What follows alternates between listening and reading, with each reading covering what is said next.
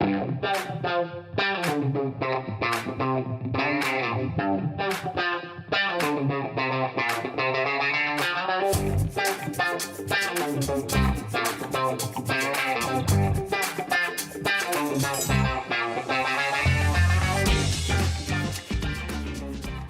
good morning, afternoon, evening, wherever you are in this world of ours. It is time once again for the Daily Scrum. I'm Kevin Rouch in Studio B in the Elmwood Media Complex. Glad you joined us wherever you are. It's a Gratefulness Tuesday. You know, as sports people, we complain a lot about a lot of things, but we try to reserve a little bit of time on Tuesdays to thank the people that have helped us. So we are glad that you are there today. On the slide today, you've got Elvis Merzlikins, because we're going to be talking about him a little bit. We've got Ed Francis coming up here in just a few minutes from First Ohio Battery. That picture of Elvis, by the way, as well as the one on the front page of CBUS Sports today, cbussports.com, 2 S's in the middle, 1 at the end. Both of those pictures, photos, art, as we call them in the biz, those were taken by one of the most talented young photographers anywhere. That is Kevin Lamb, who's done a lot of work with us and is a good friend. Recently married. But Kevin, always happy to get him a spot on the glass at the Blue Jackets games. He does a lot of work at the crew games, does high school and college as well. But those were both taken by Kevin Lamb, Elvis Merzlikins in action.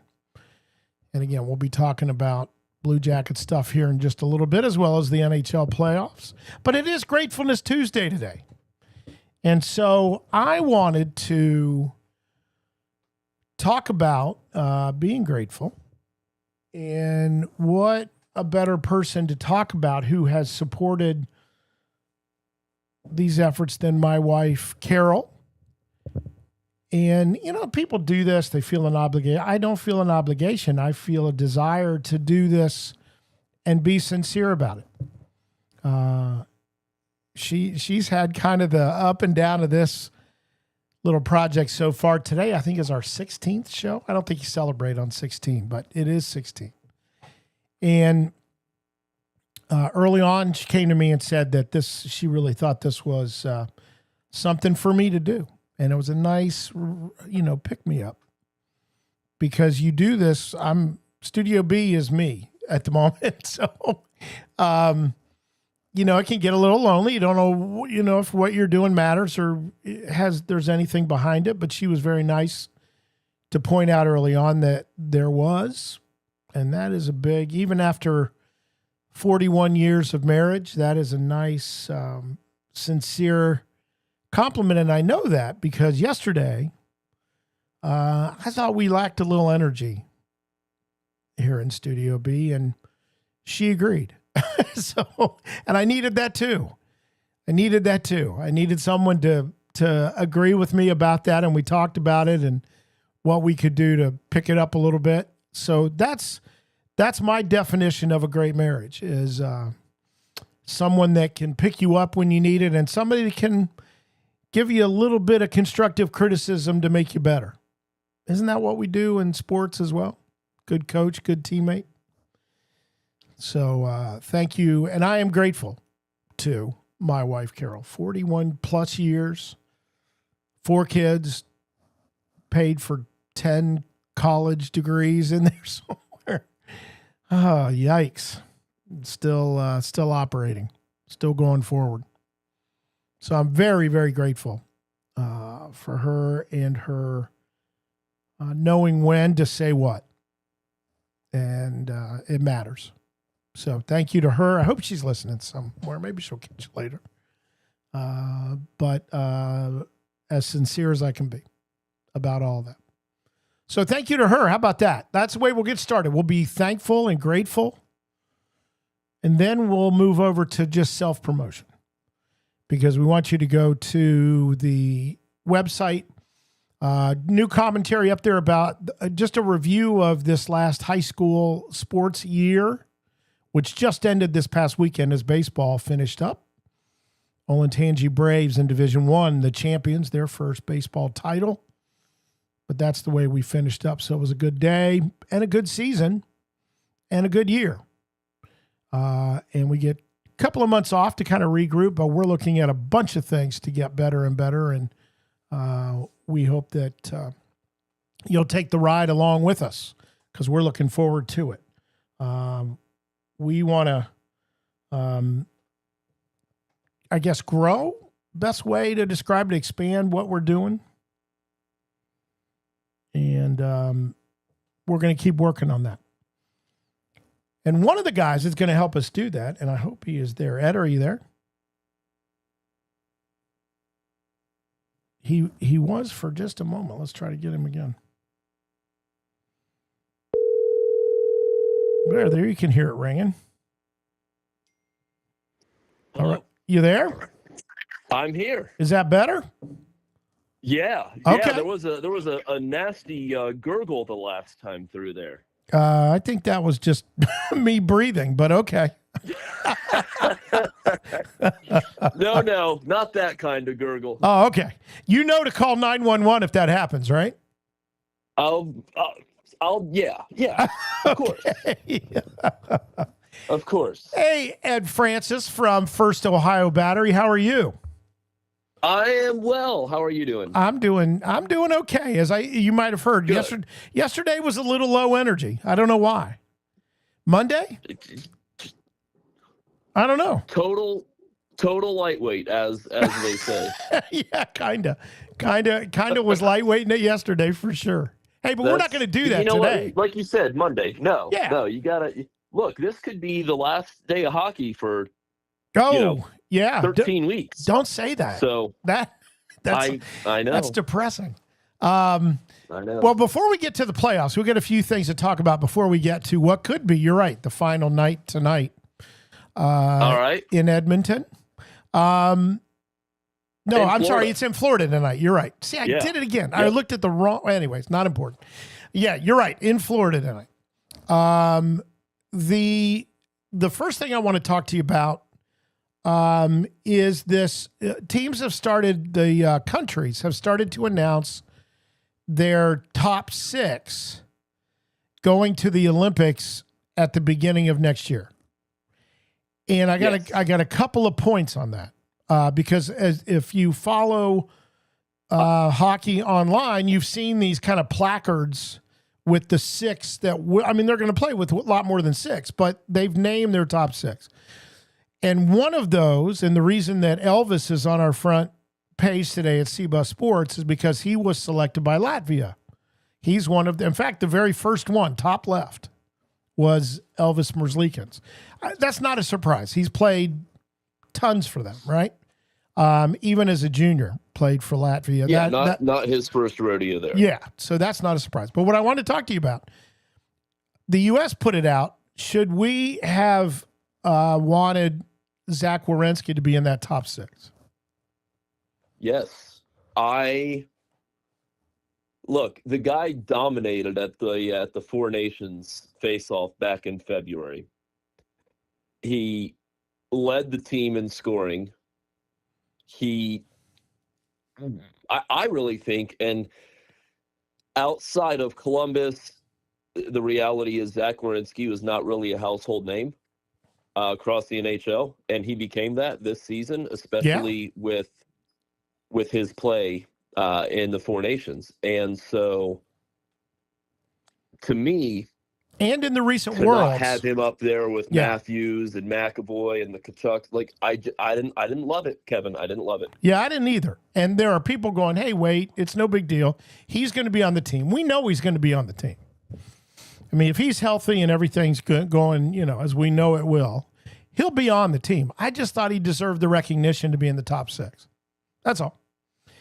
And I'm right there with you. Yeah, I'm a complete homer. But those are the things you kind of look at. Just a little bit of, disrespect from the powers that are, in my opinion. Now, the second one. What do you think? He'll make the team. Oh yeah. I'm looking forward to watching him for sure. I just wanted a little recognition for him because I think he deserves it. Agreed. I'll live with it, but for a couple of days, I'm going to be a little hacked off. All right, now the other one that was kind of interesting, given how these playoffs are going, is that Sam Reinhart's on there instead of Brad Marchand for Canada. What do you think? I hate to say what I'm going to say. Okay. I'm okay with that one. I think one of those players is having a nice little hot streak, but that his career's kind of been in the twilight. Yeah, I guess. You can probably guess which one. No, I know. And we all kind of have heartburn about great. Yeah. And we and the rest of the league has heartburn about Brad Marchand. We get that.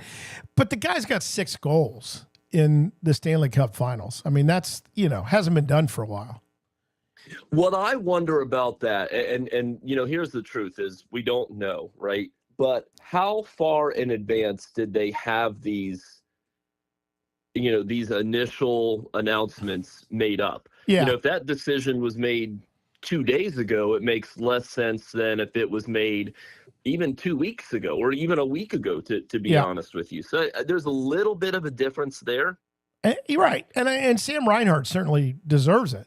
I mean, he's come back and played well, but you're right. I guess it's just fodder for us to talk about. It's kind of nice to have something to moan about.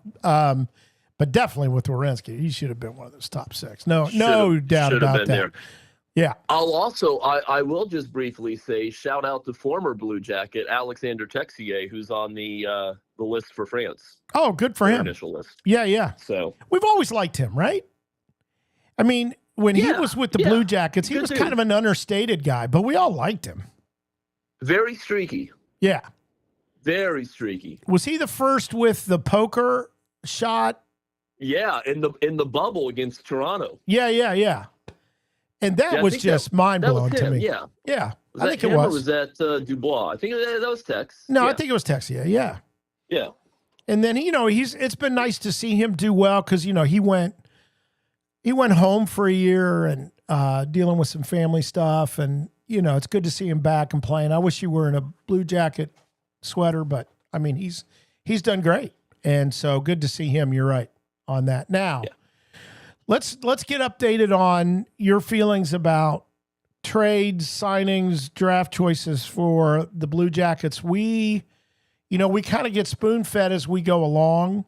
We're in terms of the 2 defensemen, and I'll let you talk about that, but it looks like maybe they're negotiating with him right now, and it's going on.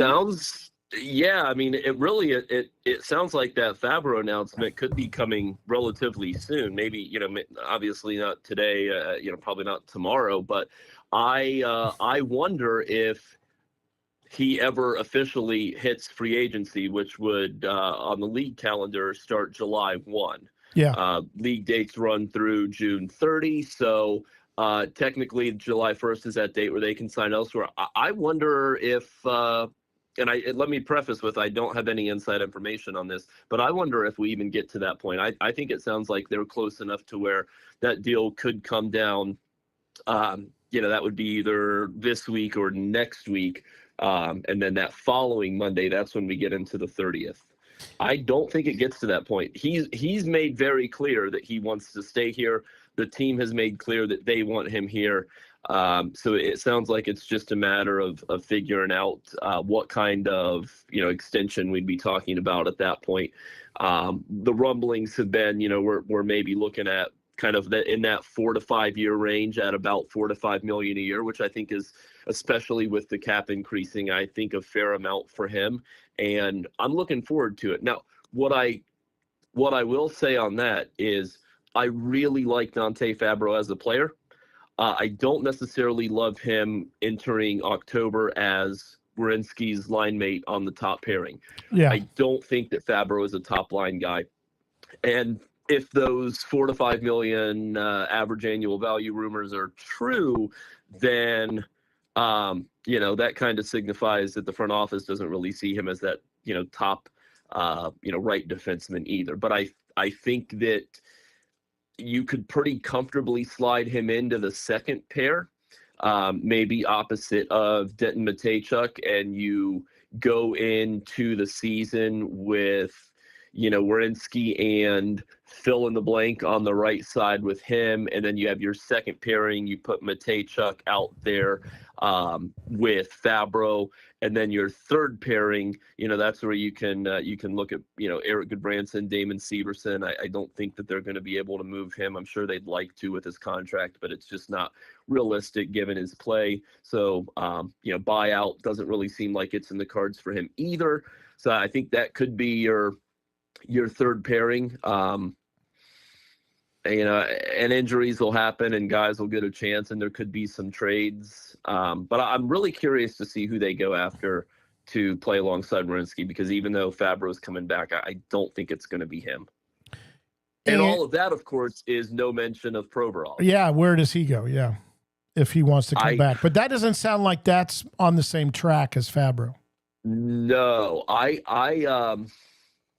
it's one of those things. It's similar to me in a few different aspects to the decisions that had to be made at that 2018-19 break or deadline, when it was fairly clear that Artemi Panarin would be leaving. It was fairly clear that Bobrovsky would be leaving, and you had a chance to maybe do something special. And so you kept both of those guys.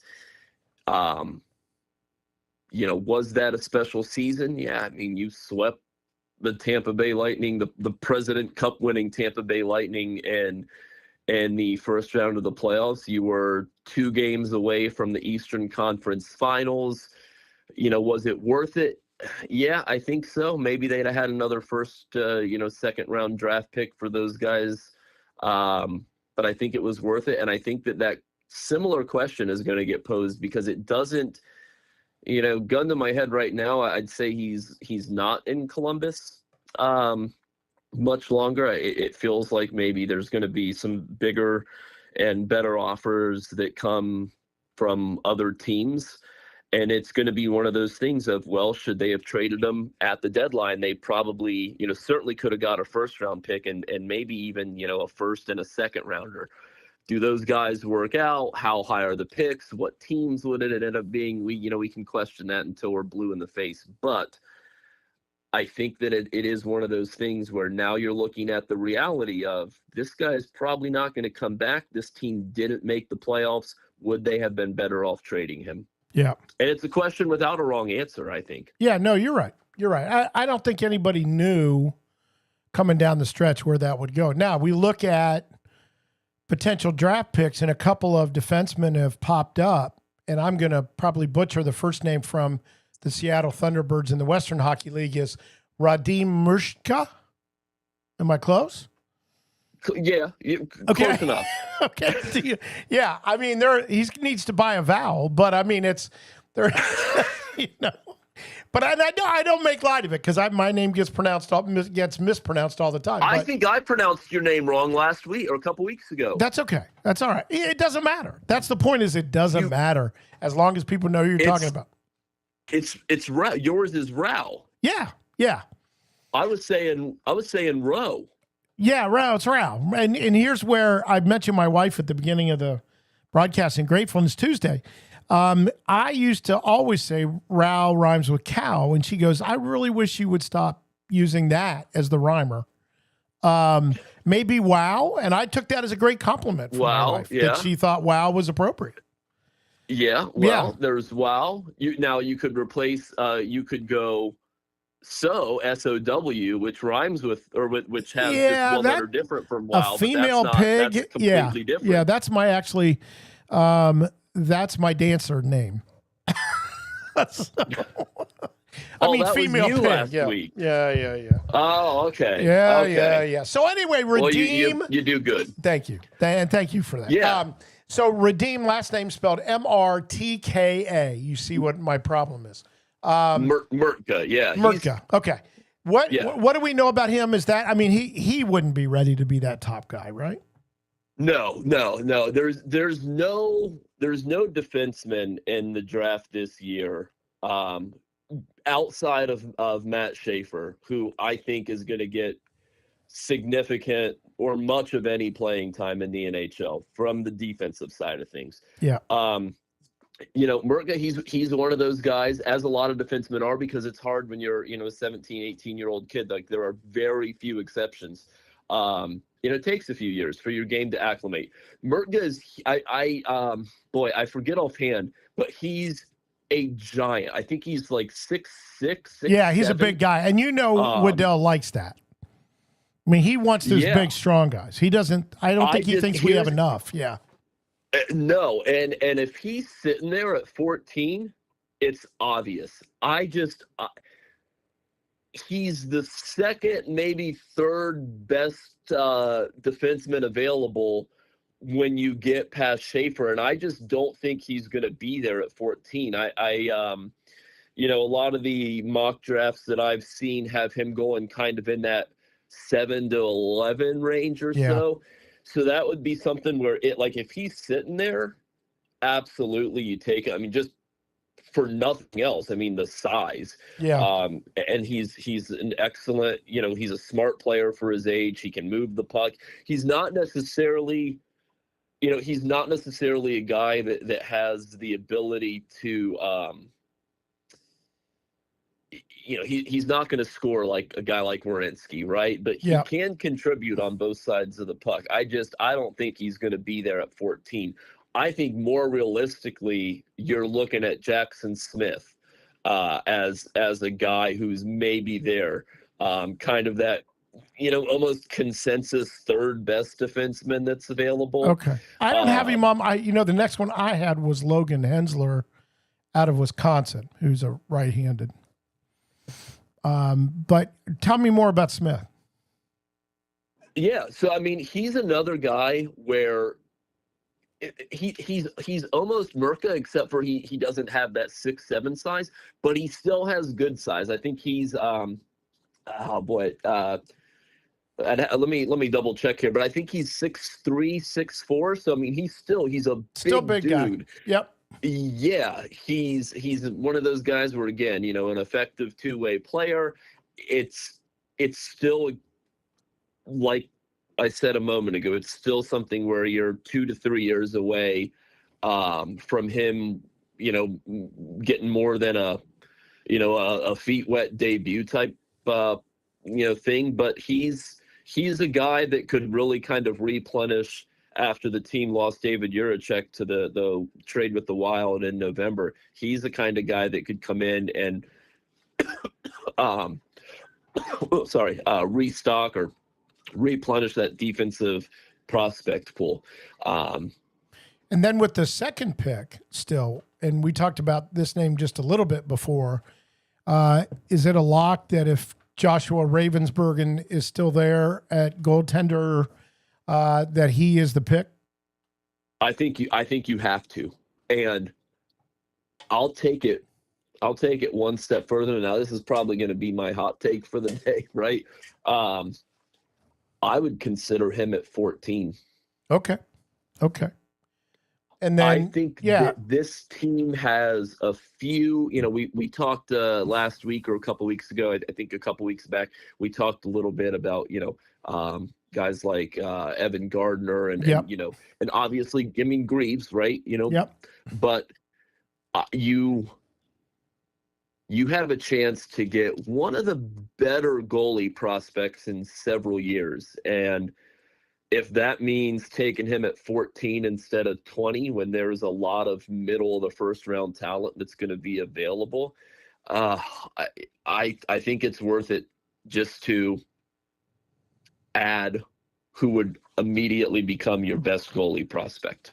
Now, he's out of Prince George. I got just a quick question, because it seems to me that more impact players early in the draft are coming from the Western League than the Ontario League. Is that safe to say? Yeah. Or the French Canadian League? Yeah. Is it just the way they play out there? Is it the travel? You get hardened by, because that's a significant amount of travel out there. I think it's one of those. I don't really know. I really don't have an answer to that, to be honest with you. But as best I can tell, yeah, it's one of those things where it's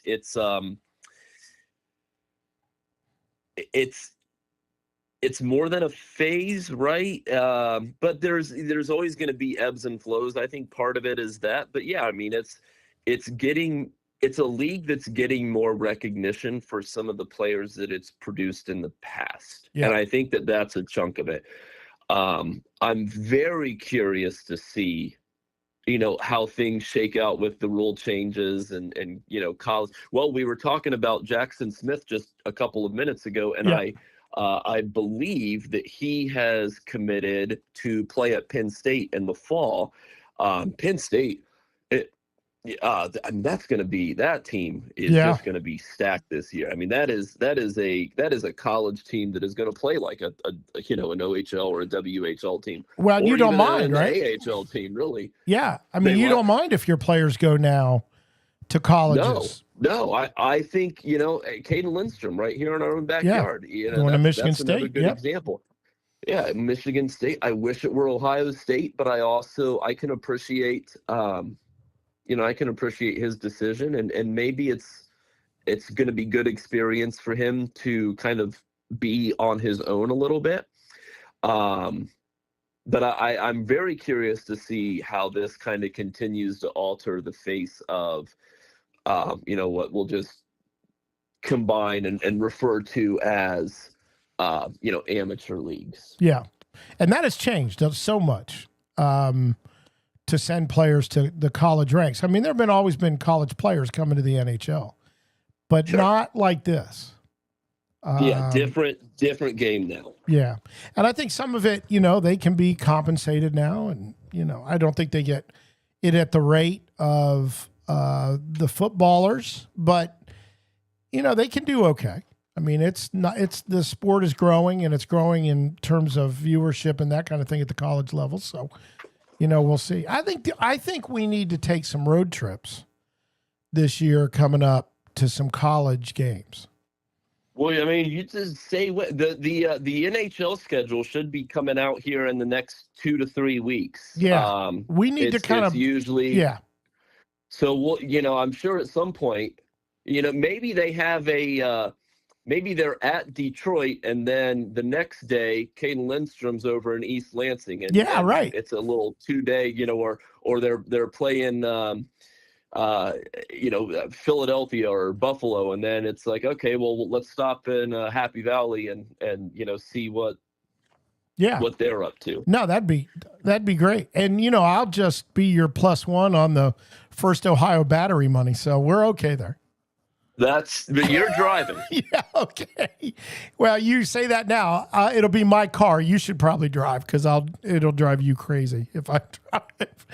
And it's not, the speed won't kill you. It's that back and forth stuff, Are you an aggressive driver? Oh, yeah. Yeah. I mean, I'm better now. Yeah, age will take that out of you.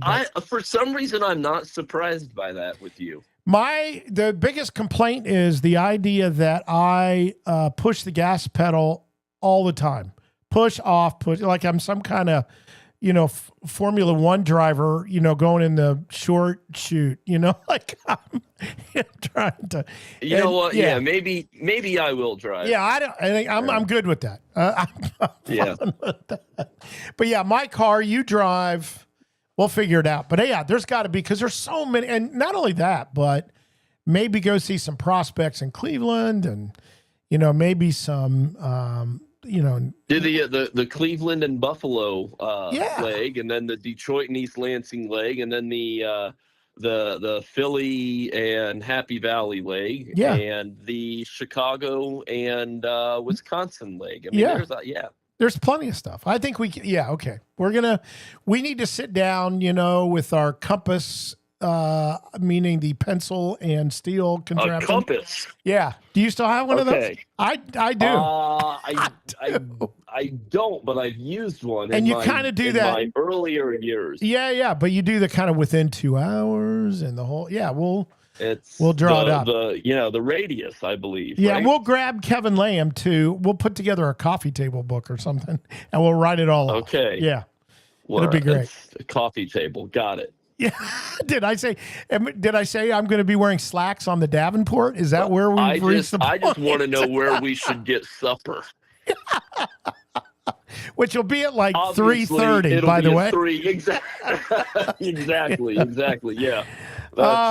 Okay. Hey, by the way, Blue Jackets' new logo out today. Yeah, the 25th anniversary. Yeah. I like it. I do too. A lot of people don't. Well, I think that you know what I've seen it getting ragged on. Yeah, well, I think it's that reflection off the uneven surface that throws some people. You know, it's kind of this 3D-ish kind of thing, I think, that are setting some people, but I like it. May I share my opinion? That's why you're here. They're wrong. That's pretty short and sweet. I appreciate their opinion, but it's a good looking. I almost got the feel that like it's popping out at you. Like the 25 is like it's like coming out. Yeah. Yeah, I have no. Like what's I don't know what they're talking about. Yeah, you may have seen more. What are they? Are they complaining about that kind of uneven look about the 25? They're doing what everyone online does when they complain. They're complaining without providing any, a reason for it. They're just, I believe, I don't know if I can say this. I think they're bitching for the sake of bitching. Well, Can I say that? Yeah, you did. It's recorded. It's in.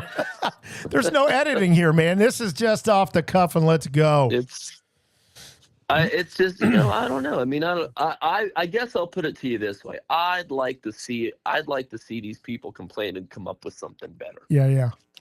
Well, I would just like to say we've been able, like our time on Press Row together, which they'll probably break us up this year because there's too much fun. And I include Ian Phillips on that. It didn't work this year, right? So who is it? Well, I should ask you who you do want to sit by, but that would be, I don't think that would go well. You want to be up with the big time guys. I know what you want. You feel like you've earned that, like to be on Mark Scheig's right hip. I know where you think you belong. No, I'm nowhere near that. I'm not. May I tell you this? This is all. You keep asking for permission. Go ahead. I like where we're at. I do too. Right next to you. We had the digital team just to our left. Yep. I liked watching them edit some of the pictures. How good are they? How good are those people? It just that was fascinating for me to watch sometimes. I've missed a couple goals. I'll tell you that on more than one occasion, I missed a goal this year because I was like, that's a good picture. Yeah. Yeah. Because they get them Bluetoothed up to them from the photographer on the ice. Yeah. They got all kinds of stuff happening over there. Well, and just to let people know, so here's the way it works. When you go on Press Row, there's 2 levels. The front level are kind of the guys like us who might write about it a little bit, talk about it a little bit. Behind us are the team people that run the media thing, and they're very good. And then you've got scouts and other team people, and we always look when we come in because there's a board that lists where everybody's sitting. And we want to see where the scouts are coming from. Sometimes that gives us an idea. I mean, it's usually a team that we're going to play or our opponent's going to play down the road and they want to be there. Sometimes, though, it indicates who might be interested in trade or, so we always kind of look at that. Sometimes the players who are a healthy scratch sit behind us. Usually they're in one of the boxes to our left. But then on our row, it's the talented people at the beginning. It's Portsline, Hedger. I mean, it's just the people that Jeff have been there. Svoboda. I'm sorry. Oh yeah, Jeff Svoboda. Yeah, Svoboda. from the team, right? Yep. And then you've got the AP spot, Nicole. We love Nicole. Nicole with AP, yeah, who's an Ohio State professor and I think professor of the year recently. I didn't know that about her. I think so. I can't remember. There was she won some award, yeah. And she's very good. Professor of the year. Something like that. It may have been a little more refined and better said, but yeah, it was something she did. And then there's the people from the team from out of town. Toronto brings a lot, Montreal, Chicago. Seattle brought a ton this year. They did. Yeah, they did. And so I felt like we were overrun. Yeah, and then we get scooched down when those people come. And then and then in between that is as you mentioned, the digital people from the Blue Jackets, who are, by the way, if you go and you see all those things they do on that center scoreboard and just around online, I mean, they are so good at what they do. And I tell them that, and I think they go, we'd like you to sit down now. We don't want to deal with you. If you would just go over there. And then it's you and me and Ian Phillips, the very young owner of Ohio Hockey Digest, and then it goes on from there. A lot of our good friends then. And it has been, for me, it has been a great education. Not growing up in the hockey world. I was mostly a baseball guy and, then played the other kind of main sports. Did not play hockey, cannot skate. And to be up there with all those people who are so good at what they do, whether it's the Blue Jackets people or the other writers or the on-air personalities, I could, and I've told this to Dave Metzold many times, I am his voice double. And I know you didn't believe that till you turned away after I told you that. But I cannot unhear it. Yeah. And he knows it too now. He knows it too. And that is sad for him. But when I was coming back from a game, I was doing a high school game in Southern Ohio somewhere, and I stopped off in like Asheville on the way home on 23 and went through one of the many fast food places there. And the person, as I was ordering, asked me if I was Dave Metzold. And I said, yes, and I usually get my meal comped. However, that did not work once they saw me. We are distinguishable by sight. And so the ruse ended there. And really not funny to those people at all. Yeah. That's why you got to call your order in. I didn't think about that. See, that you're just at a different level than I am. I don't play chess on those things. So, but Dave, if you're listening, thank you for allowing me to live a dream through you. And we've had a lot of fun about that. So, so we go on. Now let's get to the part that you're on here for. And that is. Time's up. I got to run. No, you can't. Your agent, I'm calling if you don't. Okay. You and I have been watching these Stanley Cup playoffs, and we've been enjoying them. And we've seen Edmonton, who has been erratic. They have not decided what they are in this, in my opinion. Have not decided what they are in the Stanley Cup Finals. And now they're up against it. And they have got to play. They are going to be in Florida tonight at Amerant Arena in beautiful Sunrise, miles away from Miami. And they've got to win. Edmonton's got to win to send it back to Game 7 at their place. And I don't think they're going to do it. They're not. Yeah. This why do you think that? Because Florida's the better team. I don't think it's close. If you and I text you this last week. Yeah. You're up 3-0 at home. You lose the game, right? Yeah. You lose at this point. You lose, and this is from Florida's perspective, you lose all your momentum, right? You basically give away a game in the Stanley Cup Finals. That should be the moment that your season comes to an end. And you right? know that it's happening. It's right. I mean, they're cooked. I hate the phrase because it's so overblown. They're cooked, right? Yeah. They're up 2-1 in the series. They're up 3-0 at the game. In the game, they're on home ice. They lose the game. They tie it late after they cough up the lead. Then they tie it up late again, all the momentum, and then they lose. That should suck the life out of a team. What do 2 nights later? They go into Edmonton. They take home ice right back. They go up. That game, that was a 5-2 game that felt like it was about 8-1. Yeah, it really did. You watched it. Yeah, really did. So you if you're Edmonton, you had them. When you won that game 4, you had them, and then you blew it. Florida's not letting that happen again. I told you when the series started, Florida in 6. It ends tonight, and I don't think it's particularly close. I think it's a 4-1 game.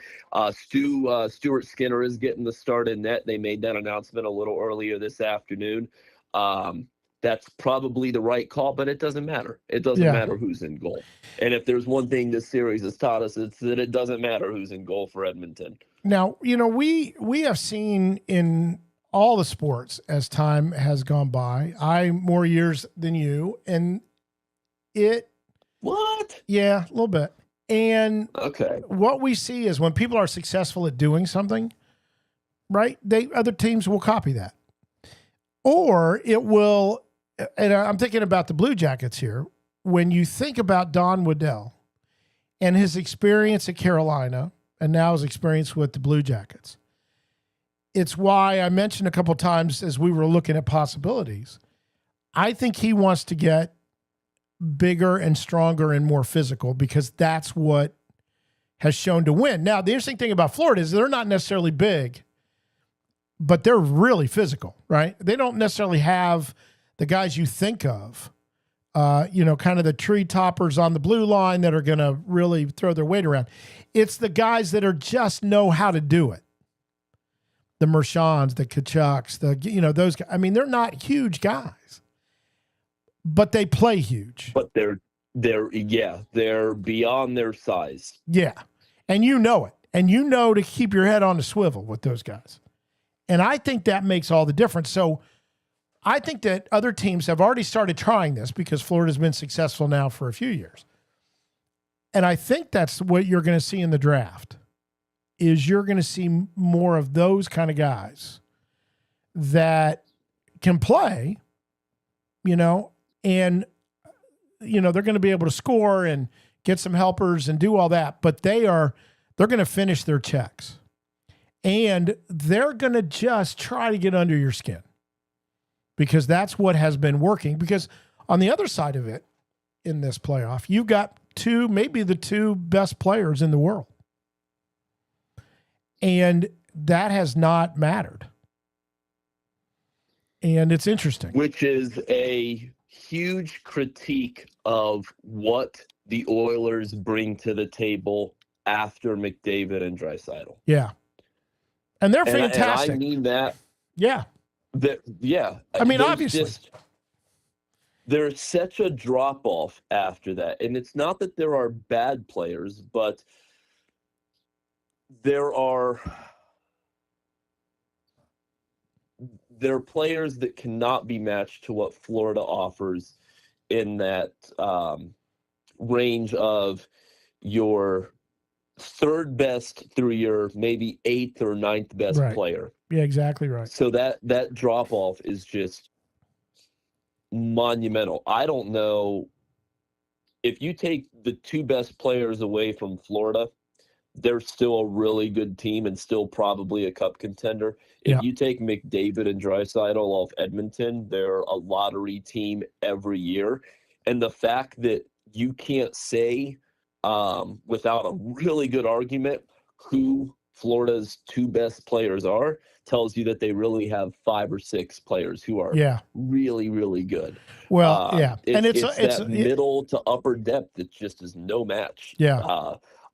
Edmonton, I think they're lucky Well, both of their wins have come in overtime. So, we're 2 inches away, one puck bounce or another from this series already having ended. But Yeah. I don't think Florida loses it tonight. Yeah, I don't either. I mean, I kind of hope it goes to 7 just because I want to see more hockey. But and I don't have a dog in the fight. But also, I think that the really ironic part of all this is that Bob left Columbus, and I think part of it was because everybody analyzed his ability to play in the big game and what was wrong, right? And he has become, even when he's had twists and turns during the regular season, like he did last year, he has become a just dominant playoff goaltender. And I think that's one of the other things that's different about this is as long as he's there and playing like this, he makes the whole roster better. What's funny is when he left Columbus, there was, and look, I'm just as guilty as most people. There was a lot of talk about, okay, this guy, he's going to sign this 7-year contract. He's going to make $10 million a year. They're going to overpay for the guy. It's going to be good. It's going to be a good contract for the first couple years, and then Florida's just going to get fleeced.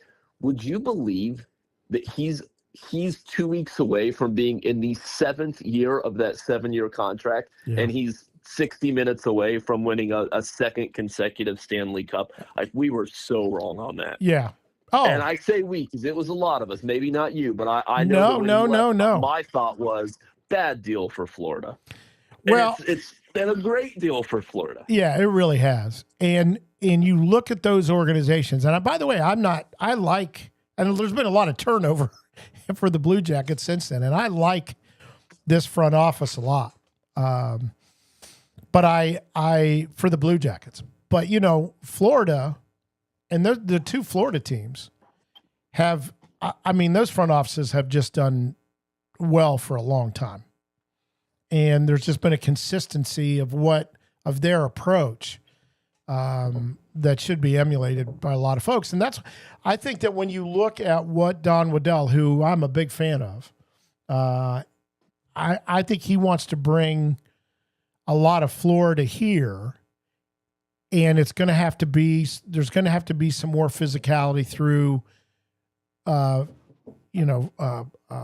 free agents and through the draft and developing, because we've got some guys that can do it. That's not I remember a few years ago, and I'm sure you do too, when you were worried about the talented people for Columbus not being protected on the ice, that people were being chippy.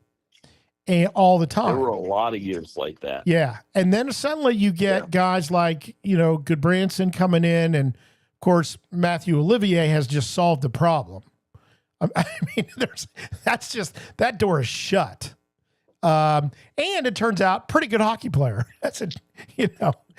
I'd like to see what he's working on this summer, because this last summer was amazing, whatever he was doing. It could be, knowing all he can do, he could be our goalie, right? Put him in net. He could be the face-off guy. Nothing would surprise me with him. But it's good to have that. But I think on an everyday basis, it's a lot to ask of a couple of guys. Olivier played with a broken hand. Or I don't know what he hurt in his hand, but he played the last part of the last games with an injury from a fight. So we'd like to not have that happen and just be kind of all the way around, It's like Florida you were talking about. Who got in a fight for them? You don't know. It could be anybody except Rashawn, probably. He knows. He does fight, but he knows how to fight without fighting. That's right. He likes to whip it up and then kind of skate back toward the bench. And I don't blame him. That's perfect, Although he does fight. We've seen him fight, but he will. Yeah. So, hey, thank you for jumping on here. This was a lot. This was the cure for the energy less Monday. So thank you. And I'm a doctor. And no, this has been as always when I'm hanging out with you. This has been great. But the last thing we gotta talk about before you leave is where you're going to be this week doing trivia, so that I don't drive to the wrong place. Yeah. I'll be in Dublin tonight over at Beer Barrel. Okay. And then I'll be at the filling station again, where you showed up last week, on Tuesday, but that'll be on Wednesday. Where you always are on Wednesday, except in my head. Yes. Yeah. Yes. All right. So Tuesday tonight, say that again, in Dublin at?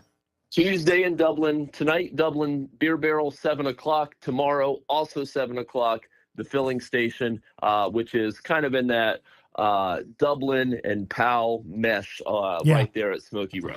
Beer Barrel, I'd recommend the pizza. Really good. And good pizza. At the filling station, I'd recommend a sandwich of your pleasure. Yep. Yep. Good places. They have good mushrooms there, and I know you're a mushroom guy. I am. I have not tried this, so I don't want to recommend something I haven't had yet. I'm not a mushroom guy. Yeah. So. But I'll have those. Maybe I'll be there Wednesday. Maybe. Well, you said that last week and you didn't come. I know. I know. I got lots of reasons, and I could send you the excuse list if you want.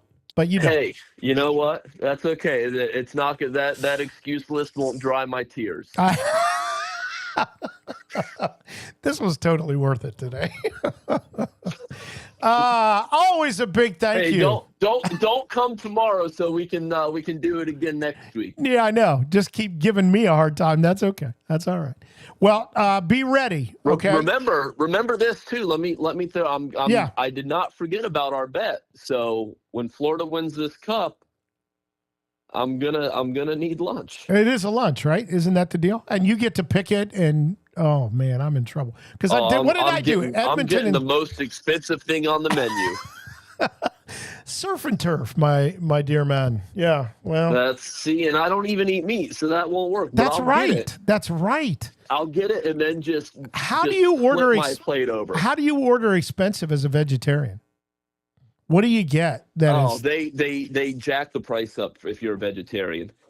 And here's your proof of that, right? Yeah. So at Chipotle, the veggie bowls, and the bowls without meat and the veggie bowls cost the same. Oh.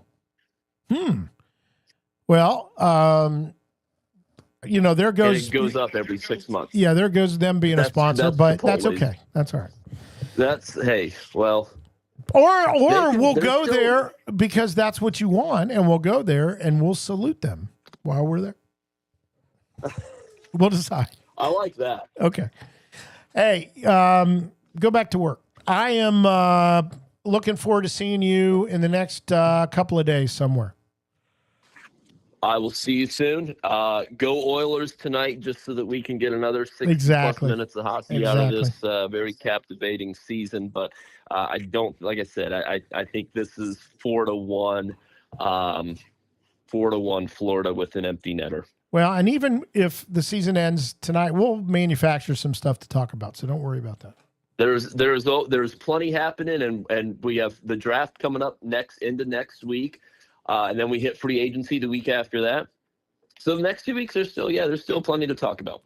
And I would remind people, you need to go to First Ohio Battery to get so much good information and follow them online and tell everybody there that I said thank you for letting you make these appearances because they make my day. So thank you. I blinked twice if I'm okay. Yeah, hopefully you're blinking away. All right, man. I will talk to you in the next couple of days. All right. Hey, thanks for having me. All right, man. See ya. That's Ed Francis, everybody, who he's just the best. He's just absolutely the best. And what you hear here on the air is what we do on press row for the Blue Jack and in the locker room and, in the press conference room, and we just have a lot of fun. So let's look at what we've got nationally then. As we talked about tonight in Florida at Amerant Arena in Sunrise, 8:00 is or close to that, when the puck drops. It'll be on TNT. And Florida, if they win, they win. If Edmonton wins, they will go back to Edmonton for Game 7.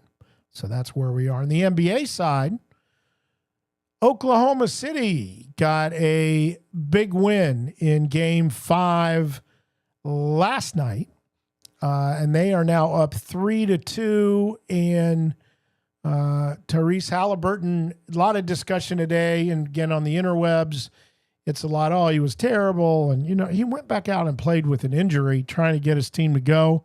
I don't think anybody believes that Indiana would be where they are without Tyrese Halliburton. So you can just take if anybody's ever tried to play hurt at anything just to keep their team going, understands, and the people that are complaining and all that, you just stop. Just stop. We'll see how things progress. The next game in that series will be Thursday at Indianapolis, 8:30 start on ABC. But again, OKC just one win away from their first ever championship. It's going to be a new champion, no matter who wins that series, but that's what's going on. Locally, the Clippers begin a 6-game series at home tonight, where it'll be dime a dog night. The crowds will be, it's a funny crowd because so many people want to see how many they can eat. And the stands, even though it's almost to capacity every time, depending on weather, but almost at capacity, you go, where is everybody? Well, they're in line. They're in line at the concession stand because that is tonight, dime a dog night. I think someday it'll be $1 a dog night and people will still like that, but there's something about a dime for a hot dog that is just romantic and fetching. And we will, I don't know if we'll be there tonight. We're going to be at a couple of games this week. But tonight is a 7:05 start against the Indianapolis Indians, who are in town. Play them a lot because they're not that far away. And again, the 6 games will be at 7:05, except Thursday is a 12:05 game, that early afternoon game. So that'll be Thursday. And then the 1:05 game on Sunday. The best value, the family day value on Sunday to get your family in and sit either on the berm or the bleachers over the outfield wall, the left field wall. That is maybe the best sports value in Columbus. And Sunday's start time is 1:05. Indianapolis coming in, they've won. They had a series at home this past week with St. Paul, and they made up a game. So they actually had a 7-game series, and they won 6 of them. So they're playing hot. Here's who you look for. If you're going to the game tonight, and one of these guys will probably get traded. So I always do this, and for some reason, one of them doesn't play. But I've got 3 people for you to watch tonight when you go to the game. Their power hitter is actually a center fielder. You don't see that a lot. But a guy named Jack Sawinski, 9 home runs, 35 runs batted in. But Jack Sawinski is their big power hitter. They've got a guy, and I think this is one of the more interesting players in minor league baseball. They've got a guy named Nick Solak. If you've been around the game for a while, Nick is now 30, but it seems like he's been around longer than that. He has bounced around in minor league baseball. Every once in a while, he'll get a stint in the big leagues, not for a long time, kind of a utility guy, can play the outfield, play infield positions. He right now for Indianapolis is batting this season .360. That's phenomenal. And their parent club is the Pirates. And so he's been to Pittsburgh and played a little bit, but didn't do great. So he's now back with Indianapolis. But this guy can flat out hit. His lifetime batting average in minor league baseball, a number of seasons, I'd say a decade of playing plus in the minor leagues, he's hitting .293. This guy, Nick Solak, is his name. You want to look for him because he can hit. So you got Sawinski driving the ball. You got Solak with a good average. And they've also got on a rehab assignment right now as their catcher, Joey Bart. The Pirates catcher, Joey Bart. And Bart is probably just relaxing his glove hand at this point, because if he's got to catch skeins all the time with the big club, it's probably the glove hand is probably sore. Left hand sore. So he's on a rehab. That's not why he's there. He is on a rehab stint with Indianapolis. So we want you to pay attention to that. For the Clippers, John Kenzie Noel is back with the team, and he had a great series. His first back with the club last week in Buffalo, where the Clippers won 4 out of 6. So they've won their last 2 series, 4-2. So you got a couple of teams playing pretty well. So you're going to see some good baseball. You're going to get Dime a Dog Night. You may save up to get the family in on Sunday. And now, why do I mention all this? Because we've got some guests this week. Our first guest, who is a big Clippers fan, but he's not related to the Clippers. Logan Morris will be with us tomorrow. Logan, young guy, love his commentary. Just love it. He's going to come in and get us caught up on NASCAR, and he knows I'm going to bug him about IndyCar as well. He'd rather talk about NASCAR. He has a podcast on Monday nights called Racing Refresh. We'll talk about that and how you can listen to it. They get you caught up on NASCAR and other stuff. And it's not only the racing, but it's the business of, and just love it because I couldn't come close. I was a guest on that show one time, and my job that night on the show was to learn about one driver as much as I could and just keep steering the conversation back to that driver. And I was not successful, but I had a great time, and these guys they're fun. So Logan Morris will be with us tomorrow to talk about racing. And then on Friday, the reason I went on and on, no, I always go on about the Clippers because we've done a story about every single game that they played this year. Because I'm a baseball guy, and we just that the stadium is fantastic. What they do there is fantastic. The level of play is fun to watch. And if you're a Guardians fan, you get to see these guys up and down, and it's a great place to go and hang out. And tonight, I'm a dog. I mean, what else do you need? All right. But on Friday, we're going to have Tyler Parsons on, who is the new president and GM of the Clippers, taking over for Ken Schnocky. He's been there for almost 50 years. 48 years, I think. He's still there. Ken, I think he wants to get to 50 before he announces retirement. He's got kind of a senior position still there. Tyler, though, is taking over that day-to-day thing. Tyler, and it was really kind of a lateral move for him. He came from the Durham Bulls, who everybody knows if they watch movies. I've been down there. I've got a son in North Carolina. I had a chance to go over to Durham and watch a college game over there. It was a lot of fun. It's not the old park that's in the film. It's a newer park, but still a lot of fun to be there. But you might say, why would Tyler Parsons trade that? Well, he is a native of Michigan, not a Wolverine kind of guy. He went to Central Michigan. I think that's Chippewas, right? And he's got a young family. He wanted to be a little closer to family, and they were having their second child. And we'll talk about all that with Tyler on Friday. And look forward to having him for the first time. Talked to him a bit at the stadium last few times I've been over there. Just a great guy. Very bright, optimistic, and doing a great job over there early on. And boy, if he could get a break with the weather, it's just been atrocious.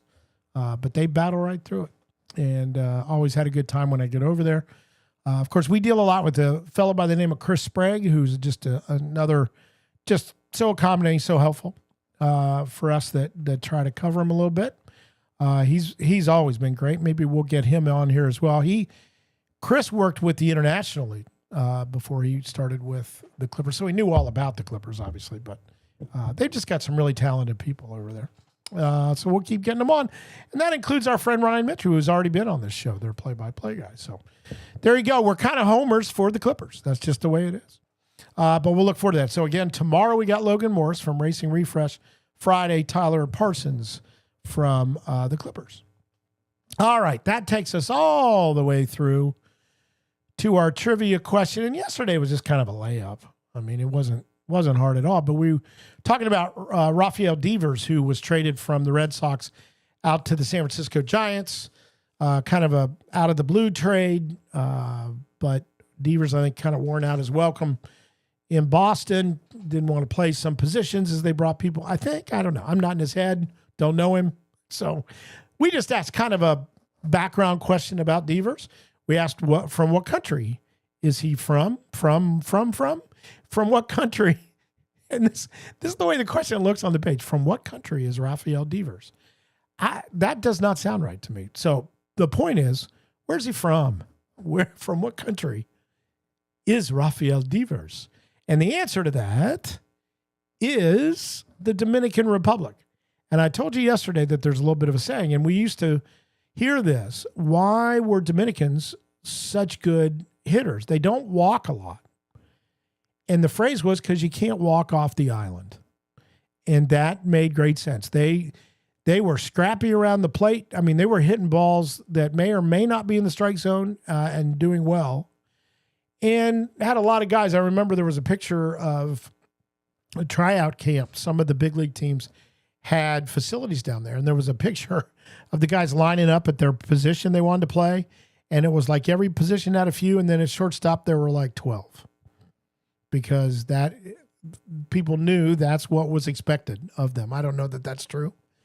I mean, Devers is an infielder, but and that was part of the issue was whether he thought he was going to be just at third base forever, and they got Bregman as a free agent, and that changed things around, made him a DH, Devers, and then wanted him to play first base a little bit, and that didn't sit well, I guess, from reports.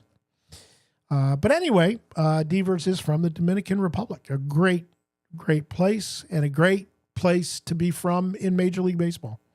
A lot of them. That didn't sound right. A lot of people from the Dominican Republic. That sounds better. Today's question, because we had Elvis Merzlikins on the slide today and on the front page of cbussports.com. And remember, 2 S's in the middle, 1 at the end, cbussports.com. Our question today is, what NHL goalie has the most wins? See, we don't have to worry about from in there. What NHL goalie has the most wins? And we'll answer that for you tomorrow. Wow. More than an hour today. Well, that's because Ed was on the show. Ed Francis from First Ohio Battery. He's just the best. So we're going to have him on all the time because that's just gold. I don't know. We used to call it radio gold. What do you call it? Online audio only gold. Always good to talk to him. And we'll keep track of all kinds of stuff as we go forward. We'll talk about Clippers game tomorrow. See both these teams hot. Indianapolis, Columbus, both playing hot. Who gets the win? Who eats the most hot dogs? Dime a dog night. Logan Morris tomorrow. Hope you join us then, kids. I'm Kevin Rouch on behalf of everyone here at the Daily Scrum. Hope you have a great afternoon.